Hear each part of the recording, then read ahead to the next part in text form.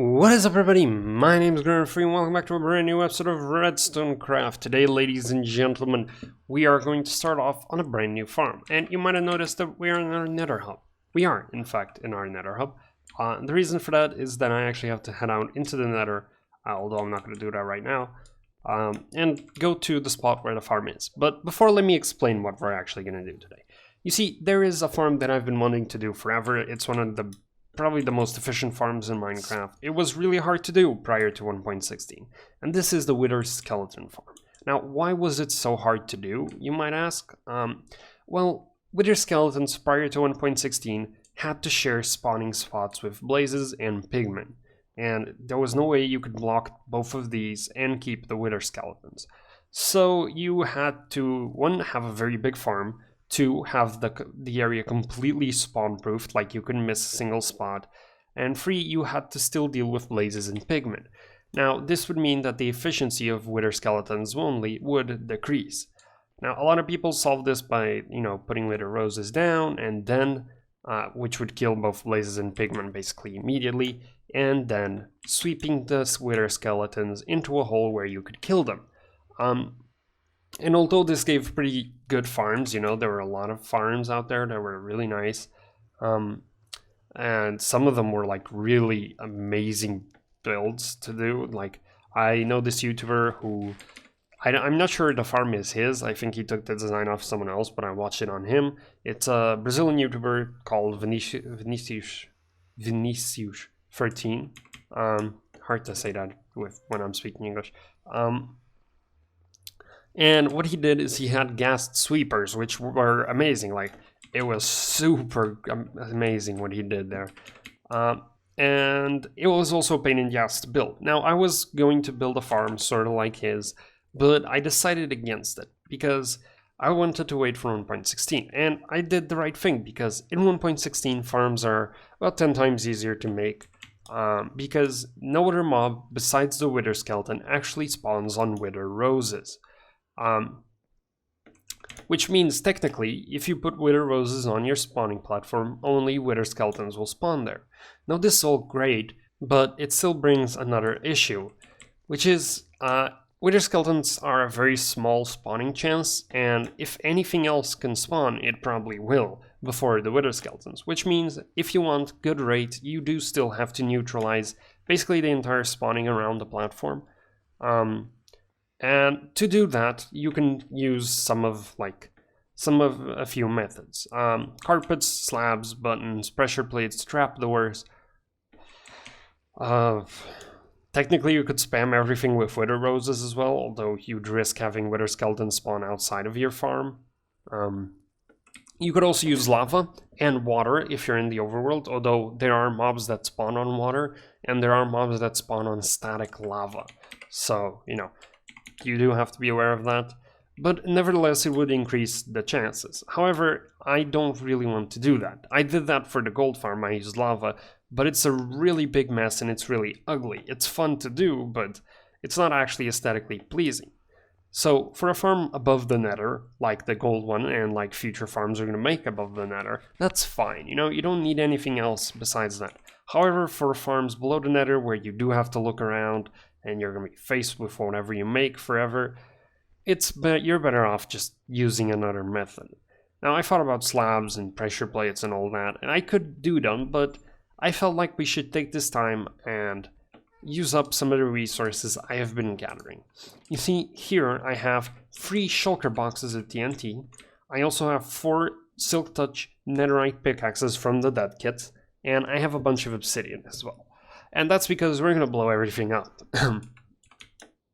Now, in order to actually blow things up, we first need to find a good spot. So I have found 3 different spots to take into consideration, and we're now going to visit every single one of those and just talk about the pros and cons, and then we'll decide at the end, shall we? So, I'm going to go out into the wild, hopefully not get shot at by a ghast, and I will see you once we're there. Okay guys, so we're here at spot number 1. I was running away from some blazes, I apologize. This is spot number 1. In particular, this square right here is spot number 1.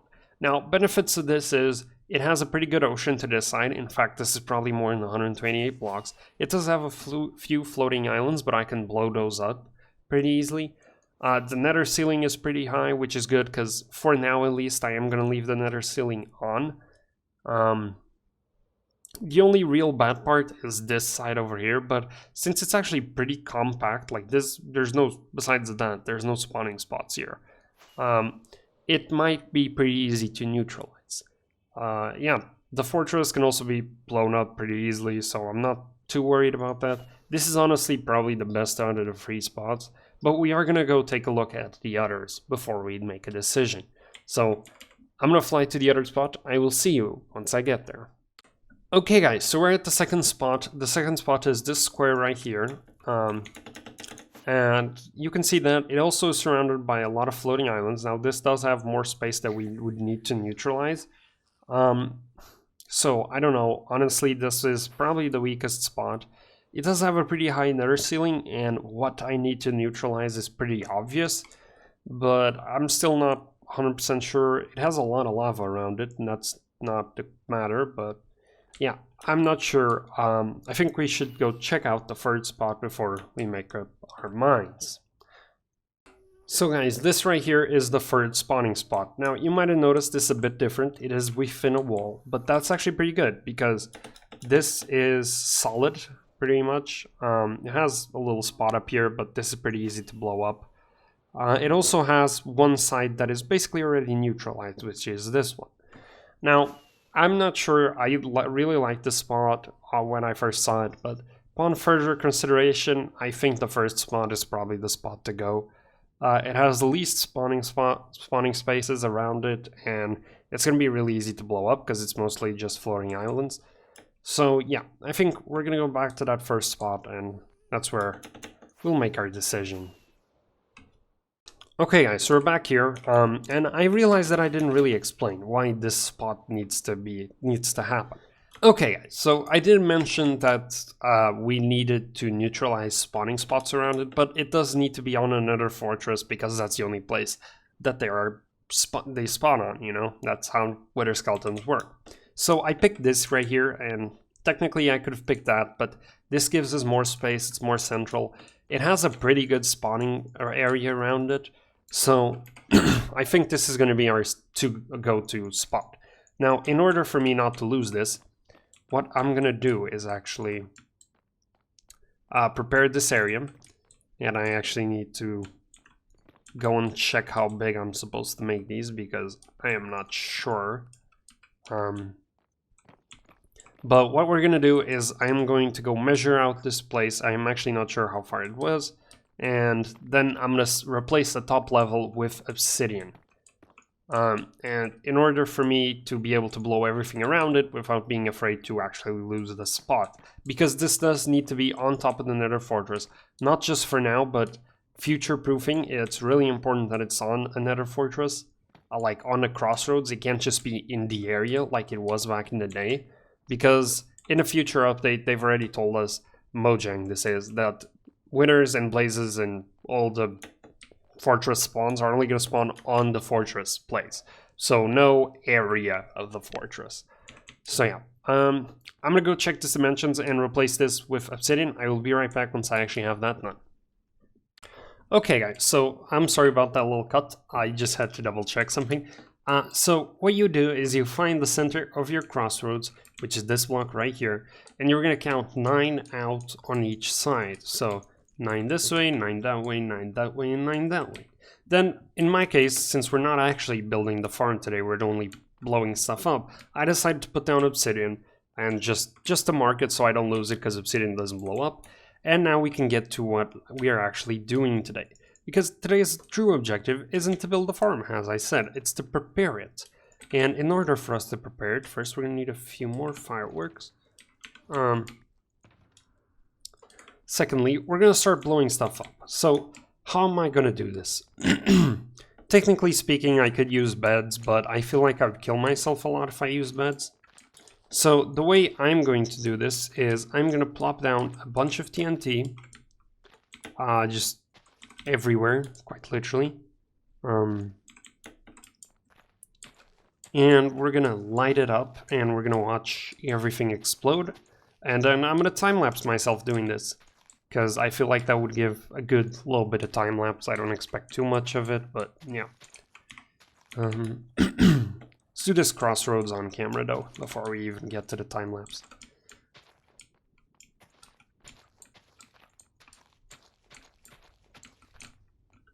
Okay, this is gonna be a pretty big explosion, so hit something in the middle. That wasn't too far in the middle, but okay. I might actually have to consider increasing the RAM on the server. There's also definitely gonna be things where I'm gonna have to use beds or just manually mine things out. Like these pillars, etc. I can spread a lot of TNT, but I don't want to spend like the 10 stacks of TNT that I have to blow up the entire pillars. So I might just end up mining them. But yeah, let me blow this up one more time and let's pop into that time lapse as I empty out a 128 block radius around this beauty. Let's get going.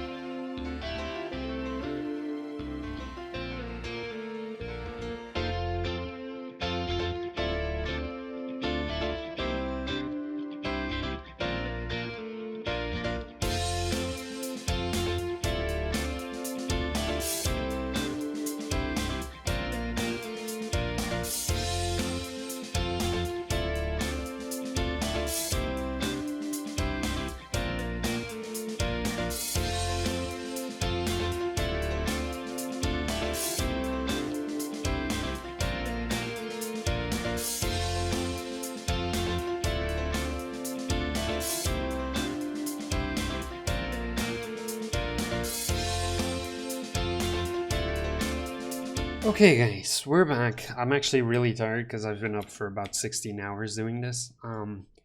So I do apologize if I feel a bit energyless, but it's done. I blew a hole top to bottom in the nether. The walls are a complete disaster as well, but we're gonna ignore that. There's also some lava pits, which is weird. But it's done. We have an 150 block radius around this, and the reason why I went for 150 is for actually several reasons. First, I'm not exactly sure where the AFK spot is, so it's good to give me a few more blocks. Secondly, even if I'm moving around a little, this means I won't be loading in new chunks and spawning new mobs, which although they'll despawn as soon as I'm back in the center, it improves some of the efficiency. I can't even speak, some of the efficiency. Now, although this is done, we still have a lot of ground here at the lava level, which I actually fixed up most of. You can see there's still a few holes. But all this needs to be slabbed, so that's the next step. I am going to go around. I'm probably going to break these individual ones. I have a bunch of slabs here, and I have a shulker of fire potions in my ender chest. So that's what we're going to take care of now. I killed that cast? I did, wow. So yeah, I'm gonna slab this up. I'm not gonna time-lapse it. That was enough of time-lapse for one day. But yeah, I think our biggest slab location is this corner, because I don't think we have a few islands over here. Okay, we have another pretty big slab place over here. I'm probably gonna destroy those blocks. Yeah, a few of these things need to be destroyed. That's why I'm gonna take a lava, fire resistance potion. Yeah, I will see you once this is done. Oh god, don't crash into another roof, please. I'll see you in just a second. Okay, ladies and gentlemen, it is 6 in the morning of the day after I first started recording this episode. But we are done. We have opened a 150 block radius around this godforsaken crossroad. There's even some bits of fortress left over there. We have slabbed through all of what was left on the ground. There's still some of those guys. And we have our cross here, which is also slabbed because there was actually spawning things like crazy. Now, this entire episode was a bit all over the place. I do understand that. It was a lot of short clips and cuts and things and time lapses and me blowing everything up. So I understand if it wasn't the easiest episode to follow. But to recap what we did here, today we found a fortress, we marked a crossroad in that fortress, we marked an 150 block radius around the fortress, we blew everything inside that radius to smithereens, we proceeded to then put lava over some spots that needed lava, that's why there's still some running lava there, and we proceeded to slab everything that was left inside that radius. And we now have a hole in the nether that is so large that I can literally look around and see nothing.